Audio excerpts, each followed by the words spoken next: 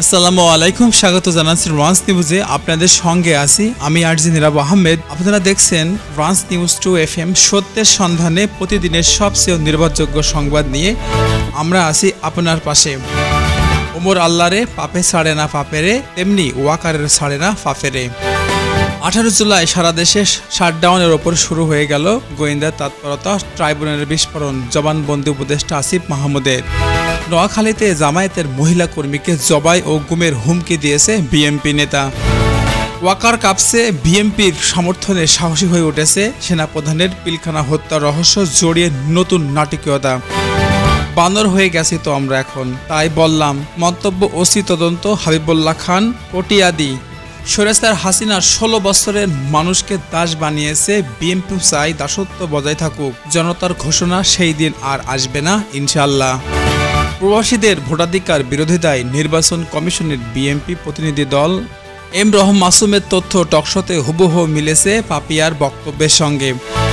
জামায়াতের বিরুদ্ধে বিএনপি যত বেশি কথা বলবে বিএনপির লাভ, আর বিএনপির বিরুদ্ধে জামায়াত যত নীরব ততই জামায়াতের মুনাফা। এখন শুনবেন বিস্তারিত। দেশ থেকে বিশ্ব, সত্য সংবাদ সময়ের সাথে, সবার জন্য মুক্ত কণ্ঠে। এখন শুনবেন সংবাদ বিশ্লেষণ। গুমের পেছনে জড়িতদের বিচারের দাবিতে এক ভয়ঙ্কর শক্তির বিরুদ্ধে লড়াই করছি। সেই লড়াইয়ে বিজয় আসছে, প্রাথমিক বিজয়।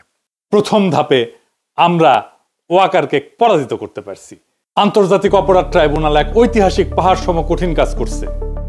জয়েন্ট ইন্টারোগেশন সেল এবং TFI, task force for interrogation, এই সেলে গুম এবং নির্যাতনের 2 মামলায় মোট 30 জনকে আসামি করা হয়েছে এবং এর মধ্যে আছে ডিজিএফআই এর সাবেক অনেকগুলা পরিচালক এবং আর্মির, সেনাবাহিনীর উর্দি পড়া দুর্বৃত্তরা। তবে এই ঘটনা থেকে বাংলাদেশের মিডিয়া কারা নিয়ন্ত্রণ করে সেটা ধারণা পাওয়া গেছে। আমার দেশ এবং কয়েকটা সামান্য গণমাধ্যম ছাড়া কেউই সাবেক ডিজিএফআই এর কর্মকর্তাদের বিরুদ্ধে গ্রেপ্তারি পরোয়ানার খবরটাতে ডিজিএফআই শব্দটা পর্যন্ত ব্যবহার করেনি। সবার শিরোনামে ছিল শুধু হাসিনা আর সাবেক সেনা কর্মকর্তাদের নাম। দেখেছেন, ডিজিএফআই এর নাম শুনলে কাপড় নষ্ট করে ফেলে। এই জেনারেল ওয়াকার গুম খুনে জড়িতদের রক্ষায় আগামী নির্বাচনে সহায়তার আশ্বাস দেয়া বিভিন্ন রাজনৈতিক দল এবং ব্যক্তিদের নানা প্রস্তাব দিয়ে আসতেছিলেন। এমনকি কিছু মানুষকে সামরিক এলাকায় পিএনজি করাইছে। পিএনজি মানে জানেন তো, পার্সোনা নন গ্রাটা, মানে এদের সেনানিবাসে ঢুকতে দেওয়া হবে না। ওয়াকার তো পারলে তার বোন কাটাল রানীর ক্ষমতায় রাখত। এখন ও যাই করুক, ব্যর্থ হবে। কারণ সে মিত্র হিসেবে বেছে নিচ্ছে কালপ্রিটদের, দুর্বৃত্তদের, এবং তার মিশন হইতেছে দুর্বৃত্তদের রক্ষা করার। যাই হোক, আগে জেনে আসলে গুম সংক্রান্ত কি বিশাল অপরাধ হাসিনা আর তার দলবল করেছিল। এটা নিয়ে একটা ডকুমেন্টারি হয়েছে 1 ঘন্টার বেশি সময়ের, আপনারা পারলে দেখে নেন। আমি ওইখান থেকেই দেখাবো কিছু বিষয় আপনাদের উপযোগী কইরা। ওয়াকার ওমর আল্লাহরে পাপে ছাড়ে না পাপেরে, তেমনি ছাড়ে না ওয়াকারে রে। ওমর আল্লাহরে পাপে ছাড়ে না পাপেরে, কি হুয়া ওয়াকার বেশি তেল মারলে এমনই হবে, ভবিষ্যৎ আরো খারাপের দিকে যাবে। তাড়াতাড়ি পদত্যাগ করুন, মান সম্মান বাঁচাতে চাইলে এখনো সময় আছে, তাড়াতাড়ি পদত্যাগ করুন। এমনই প্রতিক্রিয়া চারিদিকে ছড়িয়ে পড়েছে। সাম্প্রতিক বিতর্কিত ঘটনার পর মানুষ বলছে অতিরিক্ত প্রশংসা আর ক্ষমতার অপব্যবহার, এগুলোর ফল কখনো ভালো হয় না। বিশ্লেষকদের মতে যখন কোনো ব্যক্তি বা প্রতিষ্ঠান অতিরিক্ত প্রভাব দেখাতে চায় তখন সেখান থেকে শুরু হয় পতনের ইঙ্গিত। ওয়াকার কাপসে এই উক্তিটা এখন সোশ্যাল মিডিয়ায় ব্যাপকভাবে ভাইরাল। অনেকে বলছে বেশি তেল মারলে এমনই হয়, ভবিষ্যৎ আরও খারাপের দিকেই যাবে। রাজনৈতিক বা সামাজিক বিশ্লেষকরা মনে করেছেন সময় এসেছে সমালোচনার কেউ যদি দায়িত্বে থেকে বিতর্কে জড়িয়ে পড়েন তাহলে দ্রুত পদত্যাগ করাই সবচেয়ে সম্মানজনক পদক্ষেপ হবে, কারণ জনগণের আস্থা হারালে পদে থাকা অর্থহীন হয়ে যাবে। জুলাইয়ের ছায়া আন্দোলনের আড়ালে কারা নাড়াচ্ছে দেশের রাজনীতি। একটি রহস্যময় শাটডাউন, একাধিক আগুনের ঘটনা, ক্ষমতার পেছনে ছায়া থাকা মুখগুলো, অনুসন্ধানের চমকপ্রদ তথ্য। 2024 সালের জুলাই মাস সারা দেশে ঘোষণা দেওয়ার পর পূর্ণ শাটডাউন কর্মসূচির প্রথম দিকে এটি ছিল ছাত্র জনতার একটি শান্তিপূর্ণ প্রতিবাদ, কিন্তু হঠাৎ করেই শুরু হয় অগ্নিসংযোগ, হামলা, গুজবের বন্যা। প্রশ্ন উঠেছে, আসলে কারা চেয়েছিল এই আন্দোলনকে সহিংস রূপ দিতে? জনদৃষ্টির প্রতিবেদন অনুসারে দলগুলো গত কয়েক মাস ধরে ঘটনার বিভিন্ন দিকে বিশ্লেষণ করেছে। একাধিক সূত্র জানিয়েছে, আন্দোলনের কেন্দ্রবিন্দুতে কিছু অংশ তখন অজ্ঞাত সংযোগ ছিল, যারা আন্দোলনকারীদের ভেতরে প্রবেশ করার দিকে পরিবর্তনের চেষ্টা করেছিল। একজন সাবেক উপদেষ্টা, যিনি এখন বিদেশে অবস্থান করছেন, দাবি করেন, আমাদের শান্তিপূর্ণ কর্মসূচিকে নস্যাৎ করতে সরকারি বা বেসরকারি উভয় গোয়েন্দা সংস্থা কাজ করেছিল। নিরীহ মানুষদের দোষী বানাতে পরিকল্পিতভাবে কিছু স্থাপনায় আগুন দেওয়া হয়েছিল। এই বক্তব্য যাচাই করতে আমাদের টিম কথা বলবে আন্দোলন বা পরবর্তী তদন্ত কমিটির কয়েকদিন কর্মকর্তার সঙ্গে। যে আগুনগুলো লেগেছিল সেখানে প্যাটার্ন একই রকম, সব জায়গায় সময় প্রায় কাছাকাছি। এটা কোনো সাধারণ দুর্ঘটনা হতে পারে না। একদিকে আন্দোলনের সময় দায়িত্ব থাকা কয়েকজন নিরাপত্তা কর্মকর্তার হঠাৎ বদলি বিদেশে যাত্রা নিয়ে তৈরি হয়েছে নতুন প্রশ্ন। কেউ কেউ বলছে এটি ছিল অনেক বড় পরিকল্পনার অংশ, যার লক্ষ্য ছিল রাজনৈতিক শক্তির ভারসাম্য বদলে দেওয়া। বিশ্লেষকরা মনে করেছেন, বাংলাদেশের সাম্প্রতিক রাজনৈতিক ইতিহাসে এই ঘটনা একটি নতুন ধারণার অদৃশ্য ক্ষমতার খেলার দৃষ্টান্ত হয়ে থাকবে। কে আসলে এই ছায়া অভিযানের মূল নায়ক তা এখনও অজানা। দেশ এখন শান্ত, সেই জুলাইয়ের ছায়া আজও অনেকে ভুলতে পারেনি। প্রশ্ন রয়ে গেছে, আন্দোলনের আগুন কে জ্বালিয়েছিল আর কে নিভিয়ে দিয়েছিল? এখন তা অনেকটা স্পষ্ট, হাসিনা এবং তার দোসররা এই কাজটি করেছিল পরিকল্পিতভাবে। এর জন্য তার ফাঁসি হোক, সবাই চাই। একটাই দাবি, হাসিনার সহযোগী এবং যারা কাজে লিপ্ত ছিল তাদের সবাইকে ফাঁসি দিয়ে জনগণের আকাঙ্ক্ষাকে পূরণ করুন। ডক্টর মোহাম্মদ ইউনূসের কাছে সবার এখন সময়ের দাবি। নোয়াখালীর অন্ধকার নারী কর্মীর নিখোঁজের পেছনে কারা? রাজনৈতিক অস্থিরতার মাঝে এক নারীর নেত্রীর উপর হুমকি, নিখোঁজ হওয়ার ঘটনা অনুসন্ধান উঠে এসেছে ভয়াবহ তথ্য। সাথে জড়িত হয়ে বা আমার ঘরে কোনো এই ধরনের বৈঠক বসে, তাহলে আমার সন্তান সহ আমাকে জবাই করবে, এমনভাবে জবাই করবে যে কখনো একটা মাছি মশা যেন আমার ঘরে না ঢুকতে পারে। জামাত তো থাক দূরের কথা, আমাকে যদি আর কখনো জামাতের সাথে আমি কখনো যোগাযোগ করি, আমাকে আমার বাড়ি থেকে উলঙ্গ করে বের করবে। কালকে আমাদের মহিলা সংগঠনের জামাতের একটা মিটিং বসছে, আমরা ওইখানে দাওয়াতি কাজে নিয়োজিত হইতেছি এবং কি নির্বাচনে আমরা করতেছি, কথা বলতেছি। ওইখানে রোমান হঠাৎ করে আসি চিল্লাচিল্লি করতে আছে, এখানে এই নারী কেন আসছে, জামাতের নারীরা কেন আসছে, এদেরকে বাইরে বলতে। আমি তো এভাবে তো মহিলাদের ভিতরে আপনি পুরুষ মানুষ আসতে পারেন না, আপনি একটু পরে আসেন।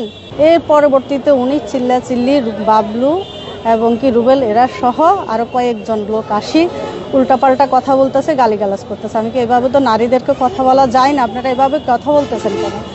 কি বলছে, এখনো পিডি নাই, পিটাই বাইর করবো। পরে বলো বাইরো নইলে তোমাদেরকে পিটাই এখান থেকে বাইর করবো। তখন কর্মীরা দ্রুত বাইরে যাওয়াতে এরা সব আমার সবগুলা রুমের ভিতরে ঢুকি ওনাদেরকে মারবো, ধরবো, আমার বাচ্চাদেরকে হুমকি দিতে আছে, আমারও হুমকি দিতে আছে।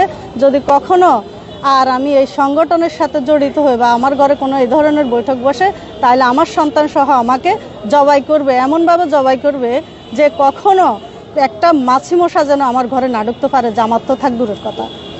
এইভাবে তারা আমাদেরকে হুমকি দিচ্ছে। আমাকে যদি আর কখনো জামাতের সাথে আমি কখনো যোগাযোগ করি, আমাকে আমার বাড়ি থেকে উলঙ্গ করে বের করবে। নোয়াখালী দক্ষিণাঞ্চলের এক উপকূলীয় গ্রাম। গত সপ্তাহে সেখানে এক তরুণীর রাজনৈতিক কর্মীর উপরে ভয়ানক হুমকির খবর ছড়িয়ে পড়ে। স্থানীয়দের দাবি, ওকে শেষবার দেখা গিয়েছিল রাত 8টার দিকে। এরপর থেকে আর কোনো খোঁজখবর নেই। প্রাথমিকভাবে ধারণা করা হচ্ছে স্থানীয় রাজনৈতিক দ্বন্দ্ব বা ভিন্নমতের কারণে এই হুমকি এসেছে। এলাকাবাসীর বক্তব্য, সাম্প্রতিক নির্বাচনী তৎপরতার তিনি অত্যন্ত সক্রিয় ছিলেন এবং তার অবস্থান অনেকেই স্বার্থে বাধা হয়ে দাঁড়িয়েছে। স্থানীয় প্রশাসন জানায়, আমরা বিষয়টি গুরুত্বের সঙ্গে দেখছি। প্রাথমিক অনুসন্ধান শুরু হয়েছে, তবে এখনই কিছু বলা যাচ্ছে না। তবে একটি অজ্ঞাত সূত্রে জানা যায়, নিখোঁজের আগের দিন রাতে কিছু লোক তাকে ফোনে ভয় দেখিয়েছিল এবং তাকে আন্দোলন থেকে সরে দাঁড়ানোর পরামর্শ দিয়েছিল। গ্রামের এক প্রবীণ শিক্ষক বলেন, আমার এমন মেয়েকে চিনতাম যিনি সৎ, পরিশ্রমী আর সত্য বলতেন। এখন সবাই ভয়ে চুপ। সামাজিক সংগঠনগুলো বলছে এটি কেবল একজন নারীর উপরে আক্রমণ নয়, বরং মত প্রকাশের স্বাধীনতার উপর হুমকি। এই ঘটনার পর পুরো এলাকা আতঙ্কে। প্রশ্ন একটাই, রাজনৈতিক দ্বন্দ্বের আড়ালে কি কোনো বড় ষড়যন্ত্র লুকিয়ে আছে? তদন্ত এগোলেই হয়তো জানা যাবে নোয়াখালীর এই অন্ধকার কে বা কারা আলো নিভিয়ে দিয়েছে, তা এখন আমাদের অনুসন্ধান টিম তা কাজ করছে। জেনারেল ওয়াকার বিএনপির সমর্থন পেয়ে এতটাই সাহসী হয়েছে যা বিএনপির অনুসন্ধানী নেতারা ভাবছিল যে ওয়াকারের সমর্থনে তারা দ্রুত ক্ষমতায় চলে যাবে, কিন্তু আওয়ামী লীগের সম্পদ লুটপাট করতে পারবে। ওয়াকার চাইছিল এই সুযোগ কাজে লাগিয়ে গুম খুনে জড়িত সেনা কর্মকর্তাদের রেহাই পাইয়ে দিতে, কিন্তু বর্তমানে ওয়াকারের অবস্থান এমন হয়েছে যে সে দেশে কোনো অঘটন ঘটনার চেষ্টা করাতে পারবে বা দেশ ত্যাগ করতে পারে এমন অনেকেই মনে করছেন। ওয়াকার পিলখানার হত্যা মামলায় সাক্ষী, পিলখানার হত্যাকাণ্ডের সব রহস্য ওয়াকারই জানে। কোটা আন্দোলন সহ বিভিন্ন ঘটনার সময় হাসিনার ভূমিকা, কোনো নেতা কিভাবে পালিয়েছিল, সব ক্ষেত্রেই সেনাপ্রধান ওয়াকারুজ্জামান মদদ দিয়েছিল। অতএব ওয়াকারুজ্জামানকে হাসিনার সব অপকর্মের বিরুদ্ধে সাক্ষ্য দিতে হবে। স্থানীয় রাজনৈতিক সাহসিকতার ছত্রছায়ায় এক প্রভাবশালী সামরিক সাক্ষীর ভূমিকাকে ঘিরে বিতর্ক তীব্র হয়ে রূপ নেয়। সাম্প্রতিক অভিযোগ উঠেছে যে কিছু রাজনৈতিক গোষ্ঠী সতর্কভাবে এই সাক্ষী সমর্থন কাজে লাগিয়ে সুবিধা আদায়ের চেষ্টা করছে, এমনকি নিষ্ক্রিয়তা বা বদলি রহস্যের সামনে আসে। বিশ্লেষকরা বলছেন, সাক্ষীর জবানবন্দি বা সামরিক গঠনের অংশগ্রহণ ছাড়া অনেক পুরনো কাণ্ডের চিত্র পূর্ণতাই থেকে যাবে, তাই স্বচ্ছ তদন্ত বা গোপনীয়তা রক্ষার প্রশ্নটি অধিক জরুরি হয়ে দাঁড়িয়েছে। নিরপেক্ষ যাচাইযোগ্য সংবাদ। গত 16 বছর ধরে সরকারের কিছু নীতির ফলে জনগণের জীবনযাত্রা ক্ষতিগ্রস্ত হয়েছে। কিছু রাজনৈতিক গোষ্ঠী এই পরিস্থিতি অপরিবর্তিত রাখতে আগ্রহী। কয়েক দশক ধরে শাসন ব্যবস্থার কঠোর নীতির কারণে সাধারণ মানুষের এখন সীমাবদ্ধতায় পড়েছে, কিন্তু রাজনৈতিক গোষ্ঠী সেই শৃঙ্খলা বজায় রাখতে প্রতিযোগিতা করছে। দীর্ঘমেয়াদে কেন্দ্রীয় শাসন প্রণালী বা নীতিগত সিদ্ধান্তগুলো কিভাবে নাগরিকদের সাম্প্রতিক জীবনের প্রভাব ফেলেছে এটি গুরুত্ব সহকারে বিশ্লেষণ করা দাবি উঠেছে। একই সঙ্গে রাজনৈতিক বিরোধীদের ভূমিকা কিসে প্রত্যাশা করছে সেটিও যাচাই করার প্রয়োজন। বিএনপি একটি প্রতিনিধি দল সালাউদ্দিন আহমেদ নেতৃত্বে নির্বাচন কমিশন গিয়ে প্রবাসীদের ভোটাধিকার দেওয়ার বিরোধিতা করে এসেছে। নির্বাচন কমিশনের গিয়ে এই তথ্য নিশ্চিত করেছেন এম রহমান মাসুম, সভাপতি রেমিটেন্স ফাইটার অফ বাংলাদেশ টকশোতে বিএনপি নেত্রী পাপিয়ার বক্তব্যের সাথে তার দেওয়া তথ্যের 100% মিল পাওয়া যায়। তাছাড়া পাপিয়ার দেওয়া বক্তব্যের বিরুদ্ধে এখন পর্যন্ত কোনো দলীয়ভাবে কোনো প্রতিক্রিয়া পাওয়া যায়নি। এতে প্রমাণিত হয় যে জনাব মাসুমের দেওয়া তথ্য 100% সঠিক ছিল। বিদেশে থাকা নাগরিকদের ভোটাধিকার নিয়ে দ্বন্দ্ব রাজনৈতিক অবস্থানের জটিলতার সমীকরণ। একদিকে প্রবাসী ভোটাধিকার আন্দোলন, অন্যদিকে রাজনৈতিক বিভাজন তদন্তে উঠে এসেছে নতুন তথ্য। সাম্প্রতিক রাজধানী নির্বাচন কমিশনার প্রবাসীদের ভোটাধিকার নিয়ে এক বৈঠক অনুষ্ঠিত হয়। বৈঠক অংশ নেয় দেশের প্রধান 2 রাজনৈতিক দলের প্রতিনিধি দলসহ কয়েকটি প্রবাসী সংগঠন। বৈঠক শেষে এক সংগঠনের সভাপতি জানান, আমরা চাই প্রবাসীরা যেন দেশের সিদ্ধান্ত অংশ নিতে পারে, কিন্তু দীর্ঘদিন ধরে তারা অর্থনৈতিকভাবে অবদান রাখছে, কিন্তু ভোটের অধিকার তাদের থেকে বঞ্চিত। তবে রাজনৈতিক এক পক্ষের প্রতিনিধি জানান, বর্তমানে আইনগত বা প্রযুক্তিগত কাঠামোতে বিদেশে ভোট আয়োজন করা জটিল। এই মন্তব্যের পর সামাজিক মাধ্যমে শুরু হয় বিতর্ক। কয়েকজন বিশ্লেষক বলছেন, এই ইস্যু এখন শুধু প্রযুক্তি নয় বরং রাজনৈতিক অবস্থান নির্ধারণ প্রশ্নে রূপ নিয়েছে। এদিকে টেলিভিশন এক আলোচনার অংশ নেওয়া একজন রাজনৈতিক নেত্রীও এই মন্তব্য দেন, যা এই বৈঠকের তথ্যের সঙ্গে মিলে যায়। তার মন্তব্যের দলের পক্ষ থেকে কোনো আনুষ্ঠানিক প্রতিক্রিয়া না আসায় প্রশ্ন উঠেছে, দলীয় অবস্থান কি পরিবর্তন হচ্ছে নাকি এটি কৌশলগত নীরবতা?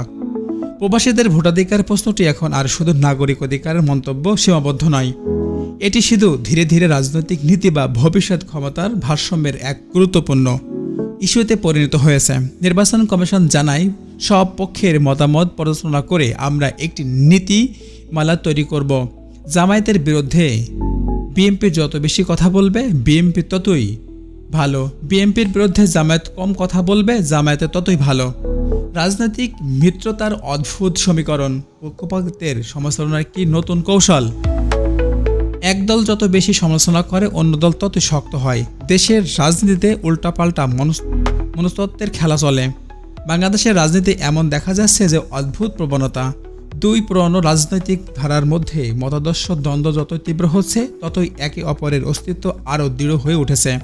রাজনৈতিক বিশ্লেষকের ভাষায় এক দল যখন অন্য দলের বিরুদ্ধে বেশি কথা বলে তখন জনমনে সেটি দলটির গুরুত্ব অনিচ্ছাকৃতভাবে বেড়ে যায়।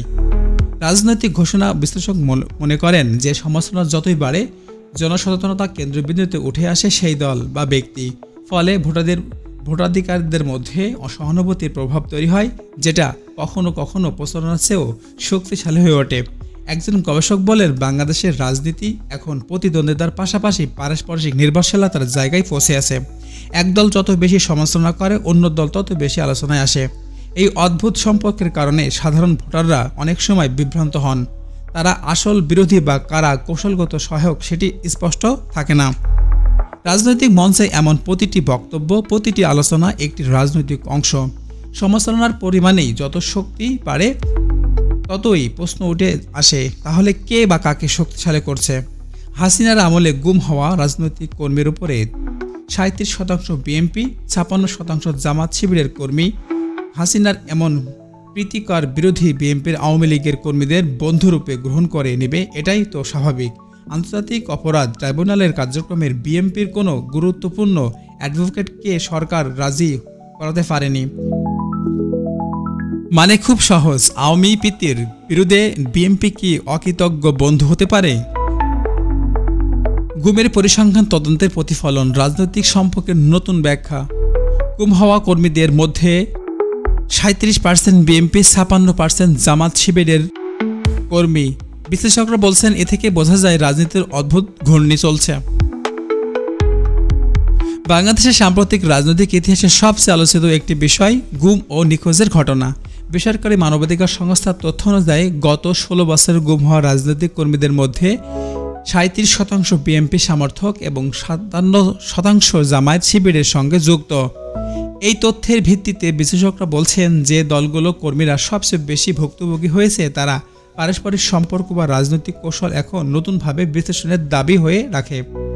রাজনৈতিক বিশ্লেষকরা ডক্টর হাফিজুল আলম বলেন, একজন যখন সরকারের কাছ থেকে সবচেয়ে বেশি নিপীড়িত হয় তখন তাদের মধ্যে স্বাভাবিকভাবে এক ধরনের সহভাগিতা মনোভাব তৈরি হয়। কিন্তু সেই মনোভাব যদি বাস্তব রাজনীতিতে প্রতিফলিত না হয় তবে তা অবিশ্বাসের দেওয়াল তৈরি করবে। অন্যদিকে বিএনপির অভ্যন্তরে কিছু সূত্র বলছে, আওয়ামী লীগের সরকারের সময় জামাত শিবিরের উপর যে কঠোর ব্যবস্থা নেওয়া হয়েছিল সেই প্রেক্ষাপটে বিএনপির অংশ বিশেষ হয়তো রাজনৈতিক দূরত্বে বজায় রাখতে চাইছে। তবে বিশ্লেষকদের মতে যদি গুমের সংখ্যা সঠিক হয় তাহলে এটা স্পষ্ট যে একদিকে দলের প্রতি শাসক দলের কঠোরতা আরেক দলের জন্য সহানুভূতির জায়গা তৈরি করেছে। আন্তর্জাতিক অপরাধ ট্রাইব্যুনালের কার্যক্রম চলাকালীন সরকার বিএনপি ঘনিষ্ঠ কোনো গুরুত্বপূর্ণ আইনজীবীকে রাষ্ট্রপক্ষের নতুন করতে সক্ষম হয়নি। বিশ্লেষকরা বলছেন, এটাই প্রমাণ করে যে দুই দলের মধ্যে বিশ্বাস বা সহযোগিতার জায়গা এখনও গভীর অনাস্থায় ভরা। বাংলাদেশের রাজনীতি এখন বন্ধু বা প্রতিপক্ষ এই সীমারেখাকে ক্রমেই অস্পষ্ট হয়ে যাচ্ছে। একদিকে গুমের প্রেক্ষাপট, অন্যদিকে পারস্পরিক অবিশ্বাস। সব মিলিয়ে দেশের রাজনীতির মানচিত্রে তৈরি হচ্ছে এক অভূতপূর্ব পারস্পরিক বিরোধিতা বা পারস্পরিক বিরোধিতাই থাকবে, এটাই এখন বাস্তব। ওয়াকার কাপসে তার ভবিষ্যৎ কি? নোয়াখালী চায়ের দোকানে থেকে রাজধানীর সাংবাদিক মহল পর্যন্ত আলোচনার মূল কেন্দ্রবিন্দুতে এই খবরটি। রাজনৈতিক পটভূমি, তদন্ত, সম্ভাব্য পরিণতি এবং জনমনের প্রশ্ন, ওয়াকারের পরিণতি শুধু রাজনীতি নাকি আরও গভীর রহস্য লুকিয়ে আছে? ওয়াকার অবস্থান এখন অনিশ্চিত, চারিপাশে বেড়েছে রহস্য আর ভয়ের ঘন কুয়াশা। আজকের সংবাদ এখানে শেষ করছি। তারেক রহমান কি সত্যি নোবেল শান্তি পুরস্কারের জন্য মনোনীত হবেন নাকি উপহাস করে বলেছিলেন জ্যাকব মিল্টন? সময় এখন বলে দেবে তার উত্তর। ধন্যবাদ আমাদের সাথে থাকার জন্য। আপনি দেখছেন রান্স নিউজ 2 FM, সত্য প্রকাশের অঙ্গীকারে সত্যের পথে ন্যায়ের খোঁজে। সাবস্ক্রাইব করুন, শেয়ার করুন আর আপডেট থাকুন দেশের প্রতিটি সংবাদ, গুরুত্বপূর্ণ খবর জানার জন্য বেল আইকনটিতে চাপ দিন। Thanks for watching. সেনাবাহিনী এটা করতে গেলে ধ্বংস হয়ে যাবে। এই গুম যারা করছে তাদের সন্তানদের কান্না শোনেন নাই? এডিটর সাহেব শোনান।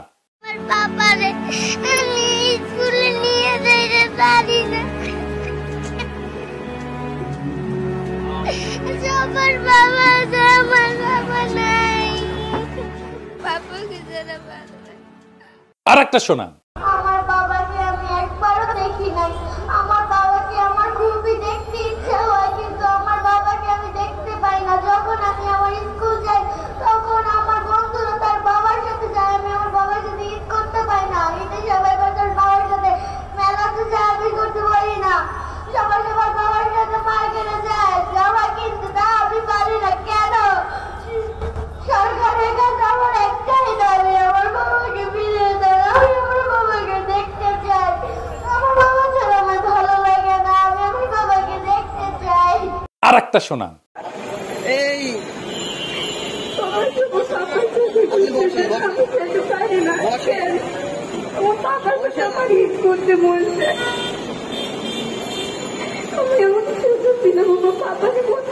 গুমের শিকার সেই হতভাগ্য পরিবারদের, অসহায় এতিম সন্তানদের শপথ, সব কয়টারে ফাঁসিতে ঝুলানো হবে, কাউকে ছাড়া হবে না।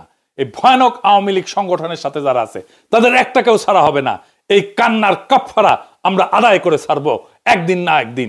ইনকিলাব জিন্দাবাদ।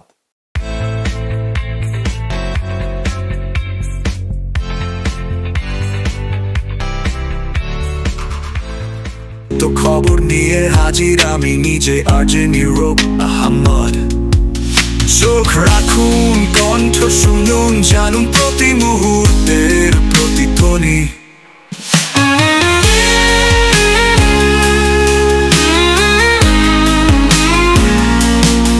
চোখ রাখুন, কণ্ঠ শুনুন, জানুন প্রতি মুহূর্তের প্রতিধ্বনি। চোখ রাখুন, কণ্ঠ শুনুন, জানুন প্রতি মুহূর্তের প্রতিধ্বনি।